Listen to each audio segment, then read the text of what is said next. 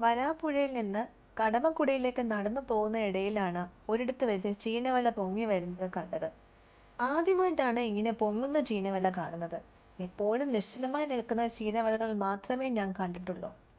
അത് കണ്ട് അത്ഭുതമായി ആ വലയ്ക്കുള്ളിൽ മീൻ വല്ലതും ഉണ്ടാകുമോ എന്ന ശങ്കയോടെ, ഉണ്ടായാൽ തന്നെ അത് എത്ര വലുതാകും എന്നുള്ള ആകാംക്ഷയോടെ ഞാൻ ഇങ്ങനെ നോക്കി നിന്നു.